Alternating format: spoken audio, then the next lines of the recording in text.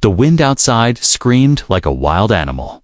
Snow crashed against the metal walls of the lonely outpost. Inside, a man sat alone near a small fire. His name was Cal. He was human. The last human on this frozen mining station. The outpost was cold, empty, silent. Only the fire made noise, cracking softly in the dark. Cal had lived here for 1 year. No visitors, no calls, no one remembered this place. That was why he came here, to disappear. Then a sound. Knock, knock. It was soft, barely there. Cal looked up. He frowned. Knock, knock, impossible. No one should be out there. The snowstorm would kill anyone in minutes. He stood up slowly, picked up his old rifle, moved toward the door. Another knock. This time, weaker. Cal opened the door just a little. A figure fell inside. She hit the ground hard, thin arms, pale skin. Her clothes were torn, not made for this weather. She was shaking badly. Her lips were blue. She wasn't human, but she looked close. Her eyes were large and dark. Her ears were pointed. She tried to speak, but only a whisper came out. Warm bed. One night, food. Then she passed out. Cal stared at her for a second. He had seen many strange aliens in his life. Some dangerous, some kind. But this one? She looked broken. He dropped the gun, closed the door, and locked it. Then he picked her up. She was light, almost too light, and carried her to the heat pad near the fire. He wrapped her in blankets, gave her warm water drop by drop. Her body was ice. After a while, her eyes opened. She blinked, confused. She looked around, like she didn't trust anything. Then she saw Cal. He gave her a soft smile. "You're safe," he said. The alien woman didn't smile back. She looked at the food on the table. Her eyes were hungry. Cal noticed he brought a small bowl of soup and gave it to her. She stared at it for a moment. Then she grabbed the bowl and drank like a wild animal. She spilled some, but didn't stop. "You don't have to pay me," Cal said. She paused, but I offered. He shook his head. "You don't owe me anything." She looked confused. Then something strange happened. Tears. She wiped them fast, almost angry at herself. "Who are you?" Cal asked. She didn't answer. That night, she slept near the fire. Cal sat nearby, watching the storm outside through the small window. It was worse now. Snow covered everything. The world outside was death. Suddenly, the woman started shaking. She was dreaming. No, she was having a nightmare. She cried. Her sleep, her hands shaking. Then she screamed. Cal rushed to her. Hey, it's okay. You're safe now." She woke up and grabbed his wrist. Fast, strong. Then she realized where she was. She let go and turned away. "Sorry," she whispered. "It's all right," Cal said. "Bad dreams." She nodded slowly. He brought her some warm tea. She drank it slowly this time. "You have a name?" he asked. She looked unsure, then said, "Kara." "Nice to meet you, Kara." "I'm Cal." She said nothing. Cal got up and walked to the table. He started fixing some tools. Kara watched him. Moved to his old photo on the wall. A woman and a child. Smiling. "Your family?" she asked softly. He nodded. Long time ago, Kara didn't ask more. She knew that kind of pain. She had lost more than she could name. Later, when Cal was asleep, Kara sat up. Quietly, she reached into her coat. Pulled out a small metal object, a knife. Old and rusty, but sharp. She looked at Cal. He was still asleep. Peaceful, too peaceful. She placed the knife back inside. Then she looked at her arm. There was a small scar. She touched it. It was hard, like metal under the skin. They would come. For her, Sooner or later, she looked at the human again. Why was he helping her? She had nothing. She had offered her body, like she had before. Men always took the offer, but not this one. This one just gave her food. Warmth, a name, Kara. She whispered it to herself, like she was testing the word. Outside, something moved in the snow. A small red light blinked far away, watching the storm. Was still strong, but danger was getting closer. Inside, Kara closed her eyes again. But this time, she wasn't just a victim. This time, she had hope. Asterisk, the storm had calmed, but inside the outpost, the air was heavy. Kara sat on the edge of the suvli. Kara sat on the edge of the bed, wrapped in a gray blanket. Her eyes moved slowly, studying every wall, every pipe, every corner of the room. Her alien mind scanned everything like a trapped animal. A safe place could become a cage in 1 second. Cal was in the small kitchen area, cooking something over. The heating coil, he didn't say much.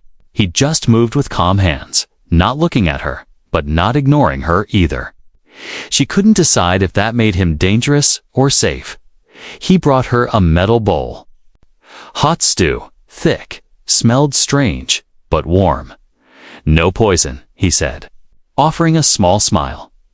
I've eaten poison before, she replied. Still here. She took the bowl and ate slowly this time, eyes never leaving him. Where are you from? Cal asked, sitting across from her. Far, she said. Too far to matter. He nodded like he understood. Maybe he did. A long silence passed. The only sound was the wind pushing against the walls outside.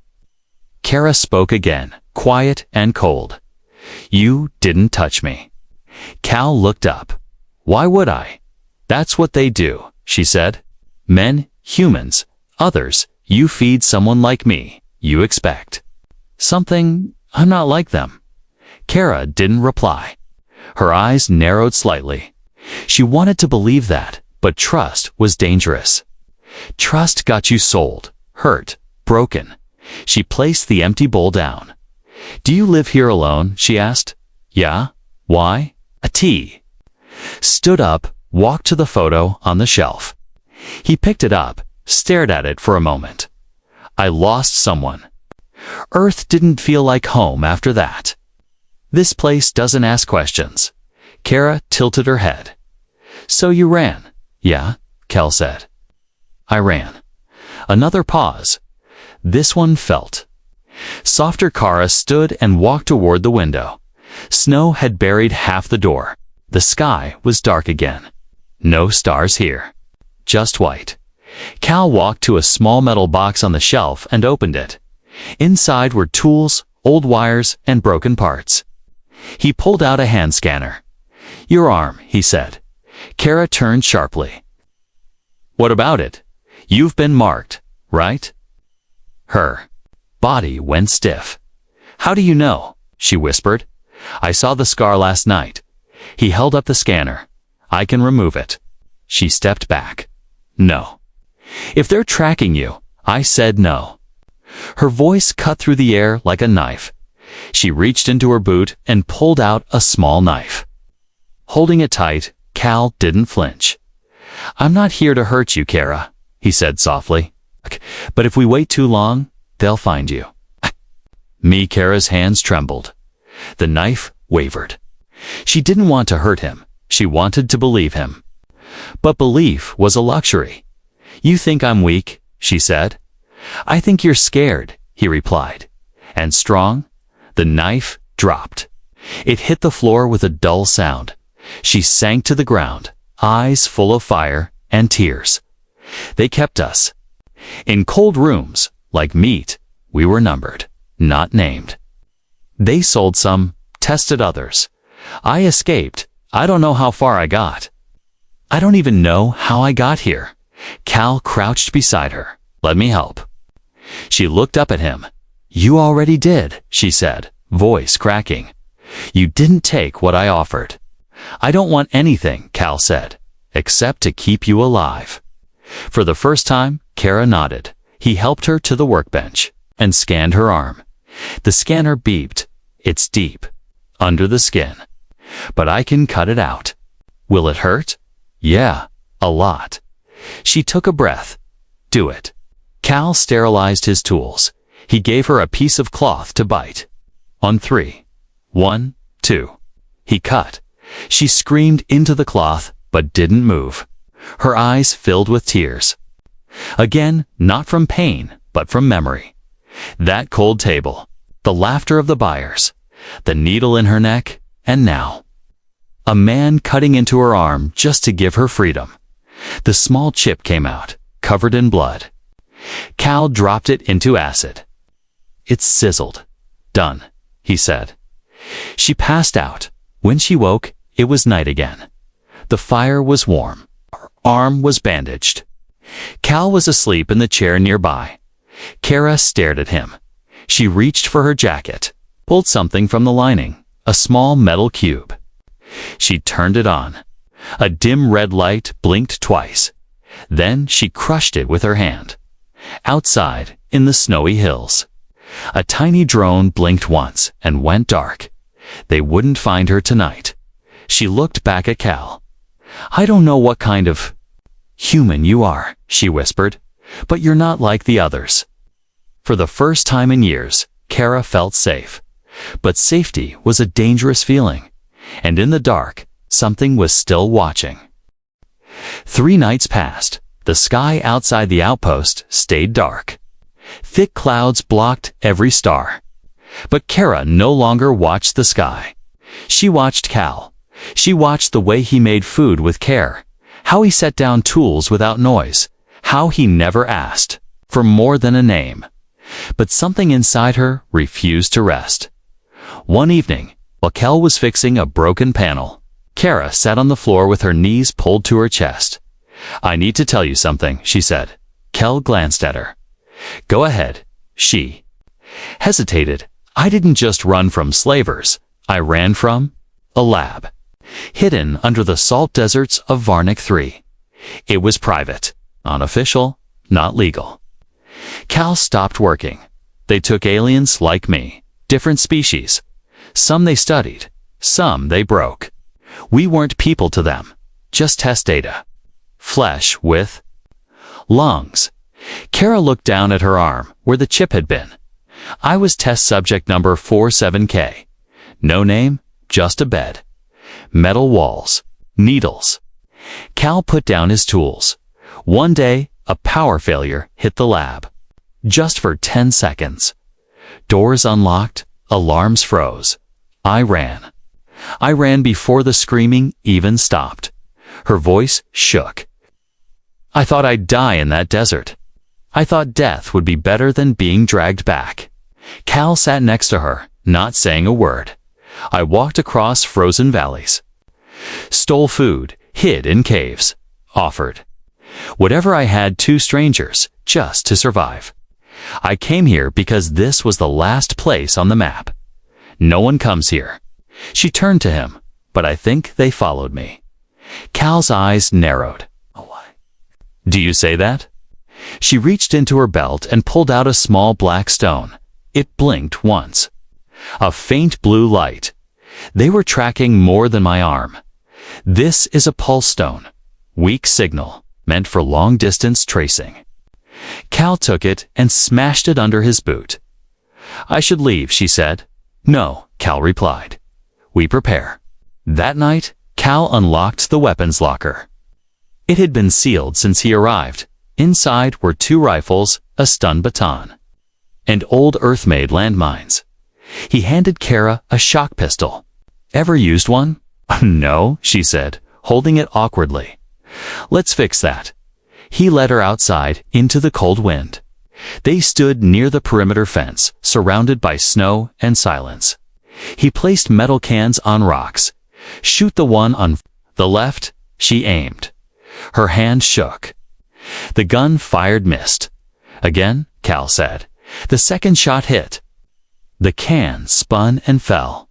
She looked at him. Tease smiled. Not bad. They trained until her hands stopped shaking. Later, back inside, Cal pulled out a map of the area. There's only one way a ship can land without being seen. The ice shelf east of the ridge. If someone's coming, it'll be there. Kara pointed to a spot on the map. This valley, we can set traps. Ambush them. Cal looked at her with quiet respect. You've done this before? I watched, I learned, she said. But I never fought back. Until now. 2 days later, the first signal came. A loud ping echoed through the outpost's warning system. Unregistered craft. 6 clicks east. They're here, Kara said. She grabbed her coat. Cal loaded his rifle. They didn't speak much. They moved fast, quiet, like wolves. From the ridge, they saw it, a black ship resting on the frozen shelf. No lights, no noise. It didn't need to hide. It came for a quick job. A small team of armed soldiers moved out, scanning the snow. Mercs, Cal whispered. Not slavers, hired hands. Kara squinted. They don't want me back. They want me silenced. Even better reason to live, Cal said. They set traps, buried spikes, sonic mines, EMP darts hidden in snow. Then they waited. The first soldier triggered a mine. It didn't kill, it screamed. A noise so loud it broke their earpieces. Panic. Shouting. Gunfire into nothing. Kara moved like a shadow, disabling to guards. Cal shot a third from the rocks, but then silence again. A voice echoed through the frozen valley. Kara of Varnak, come for it. Alone, or we torch the outpost. Kara's breath caught. They knew where she was. They knew Cal mattered. Cal turned to her. If I run, they follow you. If you run, they follow me. We fight together. Kara said. Cal gave a sharp nod. Let's end this. Back at the outpost, they stood side by side.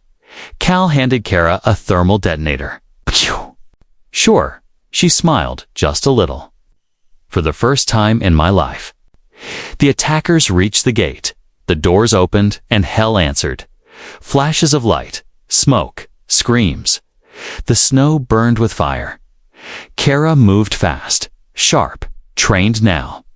Cal covered her, never missing a shot. In less than 5 minutes, it was over. 4 bodies lay still. The ship tried to lift, but Kara had placed explosives under its landing struts. It never left the ground. Kara stood over the wreckage. I'm not a test subject, she said. I'm not property. She turned to Cal. I'm not running. Anymore. And for the first time, Cal smiled fully. That's good, he said, because now they know we're alive. Far above, a satellite turned, watching something else had noticed the fight. The next wave would be bigger, but so would their fire. Asterisk. The snow had turned red. They buried the mercenaries far from the outpost. Cal said it was the human way. Kara didn't understand it, but she helped anyway. She had spent too much of her life surrounded by the dead. Now, maybe it was time to bury some ghosts too. When it was done, they sat on a hill overlooking the valley. The wind was calm. A rare gift, Kara pulled the blanket tighter around herself. Her fingers were still shaking, not from cold this time, but from the memory of pulling the trigger. She had killed. She had survived before, hidden, traded, endured. But now she had fought. I thought I'd feel nothing, she said, watching. Smoke rise from the broken ship far below. But I feel awake. Cal handed her a metal flask. That's what it feels like when you stop running. She drank something bitter, burning. She coughed. What is this? She asked. Earth whiskey, he said with a grin. Helps after a long day. She passed it back quickly. Tastes like poison. Cal laughed, not a loud laugh, but real. She'd never heard it before. She liked the sound. Why are you helping me? She asked quietly. You needed help, he answered simply. That's not a reason. It's the only one that matters. Kara turned away. She didn't know how to answer that. Kindness still felt like a trick, but it hadn't been. Not yet. Not with him. The next morning, Cal brought her an old backpack. "What's this?" she asked. "Training," he said. She raised an eyebrow. "You think I need to be better?" "No," Cal said. "I think you already are." But better means alive. They moved into the hills beyond the outpost, a place where ancient mining tunnels cut deep into the ice. It was dangerous. Wild animals lived there. Faulty drones. Collapsed bridges. Perfect training ground. Cal taught her how to shoot straight. Not fast. Straight. Anyone can fire. Few can aim.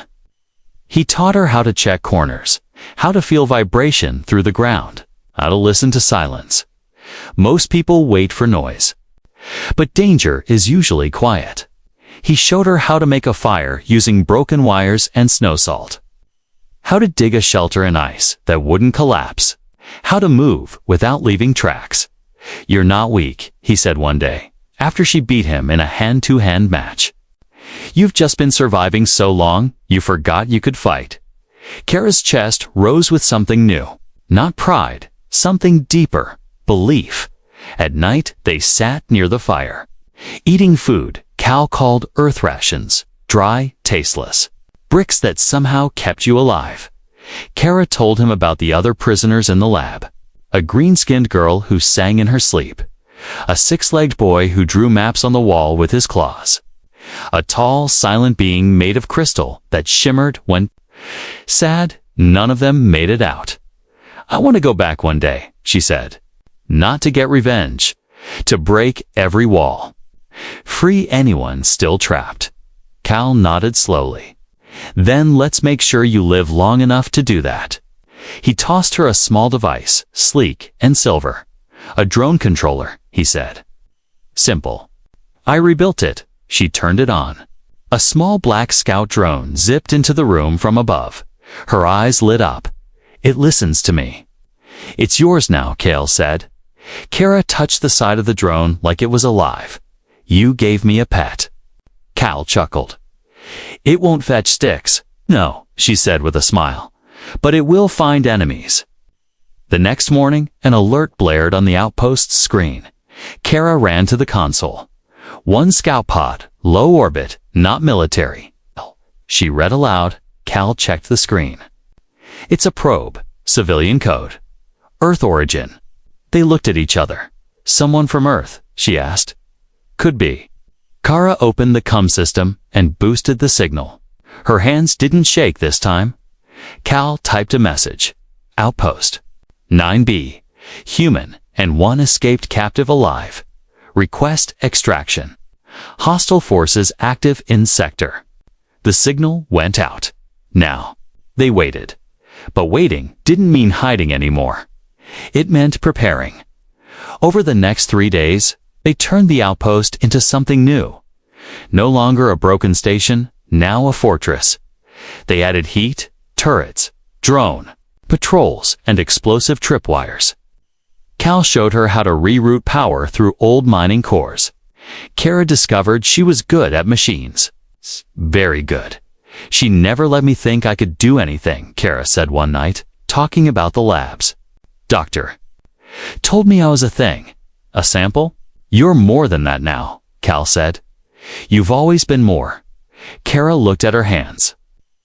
"Because you taught me." "No," Cal said softly. "Because you wanted to learn." On the 6th day, the COM crackled. A voice. "This is Captain Reyes of the Earth's frigate Soulborn. We received your signal. ETA, 48 hours. Prepare for evac. Expect resistance." Kara stared at the speaker. Her face didn't show fear. It showed fire. "They're coming again," she said. Cal stood beside her. "Then we'll be ready." She turned to him. "I won't run this time." "You never really did," he said. And outside, the wind howled again. But inside, Kara was no longer cold. The sky was quiet. Too quiet. Kara stood on the roof of the outpost. wind tugging at her coat. Her eyes scanned the horizon, endless white, empty valleys. Nothing moved, but something was coming. She felt it in her bones. Below her, Cal checked. The generator, he moved fast now. No wasted steps. His hands were rough from wires and frost, but steady like always. They didn't speak much that morning. There was no need. Both of them knew what was coming. War inside. The drone console blinked. Red. Signal interference, Kara said, staring at the screen. Jamming field. Cal stood behind her. That means someone's close. Real close. She nodded. They don't want Earth hearing us anymore. He looked at her. You still want to run? Kara turned to face him. Her voice didn't shake. I'm done running. He gave a small smile. Good. Because today, we make a stand. They had 12 working weapons. 7 traps, 1 outpost. 2 people. Cal set charges under the snowfield. They'll come from the East Ridge. Flat approach, easy to land a troop ship. Kara deployed drones into the air. 3 working. 1 had a cracked lens. She used it anyway. They'll jam the drones, she warned. Doesn't matter, Cal replied. We only need them for the opening. By nightfall, the sky had turned red. Not from sunset, but from fire in the distance. Engines, a ship. Bigger than the last one, gunship dash class.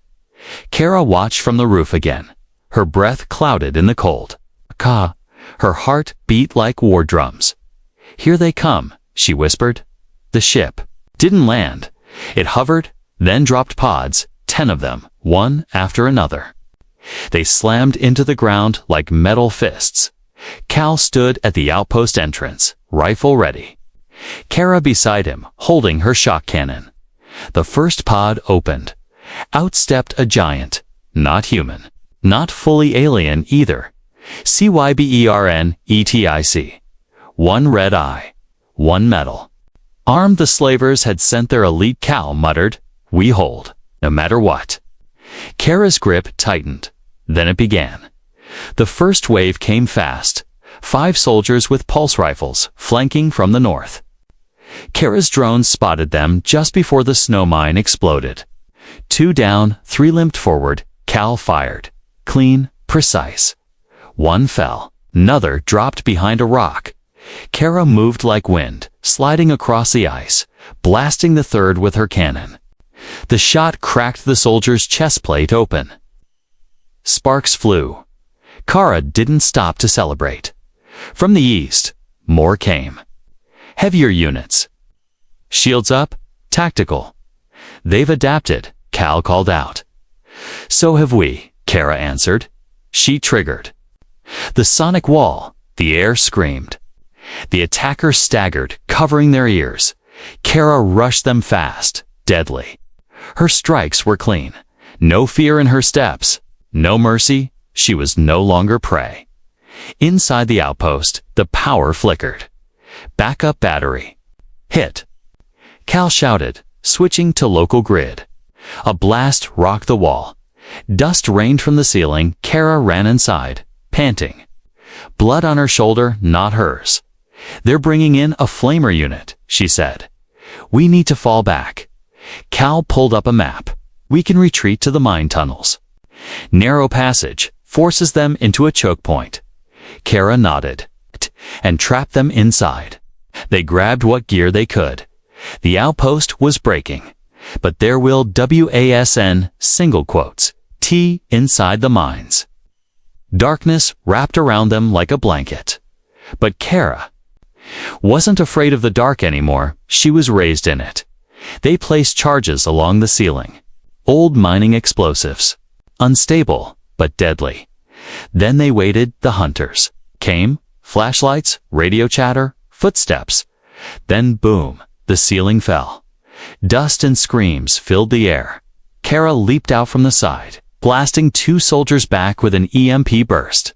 Cal used the shadows, 1 shot at a time. They fought like ghosts. Like wolves, one of the cyber giants spotted Kara's paged charge. She waited, then stepped aside. The giant hit a hidden pit straight down. Gone minutes, felt like hours, but slowly. The noise died. No more footsteps, no more screams. Only their breathing and silence. Back at the outpost, the sky had changed. A ship approached, this time not black. This time, blue and silver. The Earth frigate, it hovered low, side guns aimed. At the broken battlefield, a voice crackled through their comm. "This is Captain Reyes. Cal Winters. Kara for 7K. Do you copy?" Cal smiled for the first time in days. "We're here," he said. "Outpost secure." Kara looked up at the ship. She didn't smile. "Not yet," she just said. "I don't need saving anymore." Captain Reyes's voice replied, "Maybe not.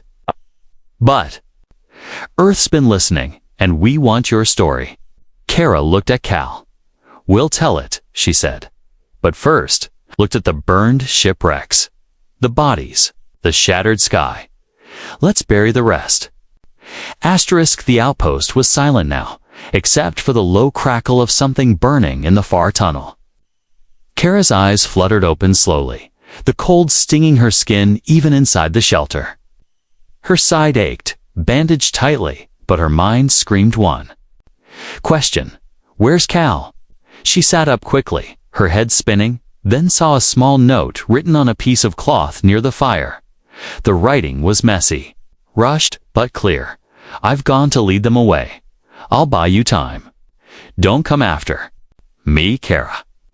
Her hands trembled, crushing the cloth. She whispered, "Idiot." Why? But she already knew, because Cal was human, and humans did strange things, like risking their lives for someone who wasn't even their species. Kara stood, her legs shaking but her mind steady. She grabbed Cal's old jacket, the one that still smelled like smoke and metal. She picked up his spare rifle, heavier than she remembered, and then she followed his trail into the storm in the snowy ruins of the mine. Cal moved through shadowed paths, bleeding from his arm. He had taken down 2 slavers already, using the trap tunnels and collapsing bridges. But now he was cornered. Deep in the lower levels, the leader of the slavers, a tall, cold-eyed alien with golden cybernetic arms, stepped forward. "So, this is the human she hid behind," he sneered. "She traded herself to stay alive, and now she fights for you." Disgusting, Cal didn't answer, just raised his weapon, even as his knees buckled. Then, a flash of light, and the alien leader screamed. Kara dropped from above, shooting from the shadows. She moved like fire through the darkness, fierce. And fast, she shouted Cal's name, dragging him behind cover. "You left me behind," she growled. "I told you not to." He coughed, smiling faintly. She replied, "Then stop dying, stupid human." Together, they made their stand in the heart of the mine. Back to back, Kara's aim was deadly. Precise, Cal threw charges, collapsing the ceiling behind them, buying time. Suddenly, thunder cracked through the mountain, not weather, but engines. A group of Earth Marines dropped down from above, suits shining. Guns drawn, the slavers tried to flee, but it was too late. Kara and Cal had held out long enough. A medic rushed to Cal, but paused when he saw Kara, blood-covered but standing. "Tall, are you human?" the soldier asked carefully. Kara stared at him for a long moment, then looked at Cal, still alive beside her. She shook her head slowly. "No. But I was shown what it means to be one." Suspense element ending, as they are flown to the orbiting Earth vessel. Kara looks out the window. Behind them, the snow-covered planet disappears. But she knows somewhere, others like her are still. Hiding, still hunted, she clutches Cal's hand as he sleeps beside her. Her eyes burn with a new purpose. This isn't the end. It's the beginning of her fight for others like her. The Earth ship hummed softly as it sailed through orbit. Inside the medbay, the lights were low. Warm, unlike the cold silence of the outpost they left behind, Cal lay on a padded medical bed, bandaged. Breathing steady but unconscious, machines beeped beside him. Soft and steady, like a heartbeat in a metal room, Kara stood beside him, wearing clean clothes now. Her hair was brushed, her arms cleaned and wrapped, but the old scars still showed. She stared at Cal's face quietly, holding a bowl of warm soup in her hands, the same kind he once gave her. A memory played in her mind, a snowstorm. A knock on metal, a weak voice saying, "Warm bed." One night, trade food. Back then, she offered food for safety. Now, she had both. And she wanted to offer something more. When Cal's eyes blinked open, groggy but alive, he saw her smile for the first time. Not a survival smile, not a fake one, but real, soft. Human-like, Kara sat on the edge of his bed and handed him the soup. "No trade this time," she said. "I just wanted to feed you." Cal tried to laugh, but it hurt, so he just gave her a weak grin. "You made it out," he whispered. "So did you," she replied, her voice quiet. "Because of you." Later that day, an Earth commander came to see them. He thanked Cal for the distress signal and Kara for holding the line. Then he asked, "Do you want to be taken home? Either of you?" Kara looked at Cal, then out the window at the stars. She thought about going back to her planet, if it still existed. But then she looked at her hands, no longer shaking, no longer afraid. She said, "I want to stay. I want to learn more." About Earth, the commander nodded, surprised but respectful. "And you?" he asked Cal. Cal smirked and said, "I'm not leaving my friend." In the final scene, Kara walks beside Cal in the Earth ship's garden deck. Real sunlight streamed down from artificial panels above. She reached out and touched a real tree, green and alive, not like the frozen wasteland she knew. Cal sat beside her on a bench, sipping soup slowly. Kara pulled out something from her. Pocket the torn cloth with his message. "I'll buy you time." She kept it like a treasure. She said, "You once saved me. Now I want to protect others like me." Cal nodded, proud. Together, they looked up at the stars. "Sometimes, being human isn't about blood, shape, or species," Kara whispered. "It's about making a choice. To care when no one else will." And in that moment, under the warmth of a sun she didn't grow up under, Kara finally understood what it meant to belong. Not as an alien, not as a survivor, but as someone becoming human.